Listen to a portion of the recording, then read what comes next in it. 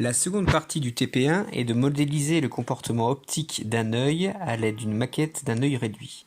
Nous traiterons l'accommodation du cristallin pour une vision de loin et une vision de près. Le rôle de l'iris sera discuté, ainsi que les défauts de l'œil. Nous verrons essentiellement la myopie et l'hypermétropie.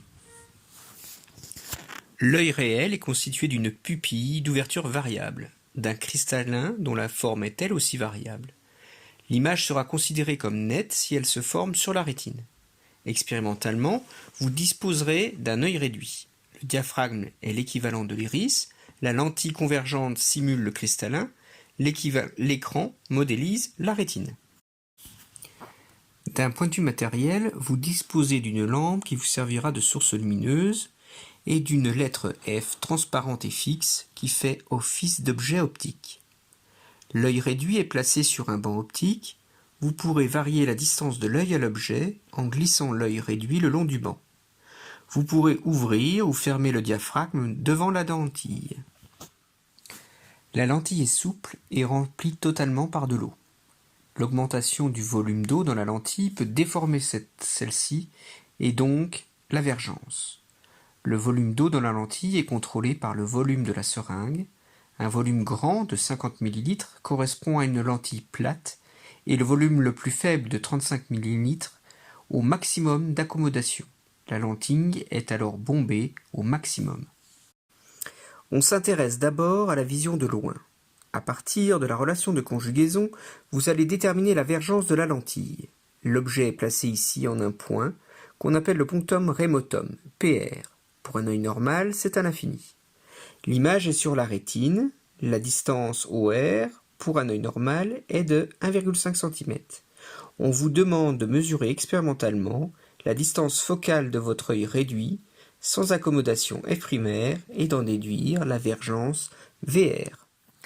Pour ce faire, placez l'œil réduit au bout du banc. Sans accommodation, la lentille doit être légèrement bombée. Ajustez alors le volume d'eau de la seringue à environ 45 ml. Ajustez la position de l'écran OR afin d'avoir une image nette. Mesurez F' et déduisez-en VR. Nous allons nous intéresser au rôle joué par l'iris. Sans changer la vergence VR de la lentille, rapprochez l'œil réduit au milieu du banc avec le diaphragme ouvert. L'image n'est plus nette. Vous avez vu en travaux dirigés que la tache sur la rétine est reliée à l'ouverture de la pupille. Observez le rôle joué par le diaphragme. Pouvez-vous déduire la profondeur de champ de vision de l'œil réduit sans accommoder?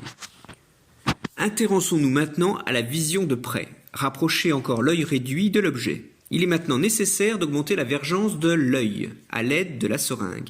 Le volume d'eau est alors fixé à environ 35 ml. On notera la position de l'œil réduit qui correspond à la dernière image nette pour un objet le plus proche de l'œil.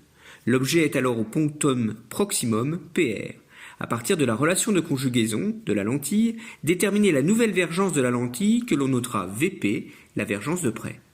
Déduisez alors l'accommodation qui est la différence entre VP et VR. Pensez à bien respecter les unités pour les dioptries. Au punctum proximum, mesurez la hauteur de l'image en la comparant à la hauteur de l'objet. Déterminez ainsi le grandissement gamma. Comparez alors gamma avec le rapport entre les positions de l'image et de l'objet. Regardons les défauts de l'œil. Un œil myope est caractérisé par un cristallin trop convergent au repos. La vergence VRM est alors plus grande que l'œil normal. Cette situation peut se retrouver avec l'œil réduit en se plaçant au bout du banc optique et en gonflant légèrement la lentille. Un volume de 43 ml est suffisant. La vision de loin est-elle modifiée?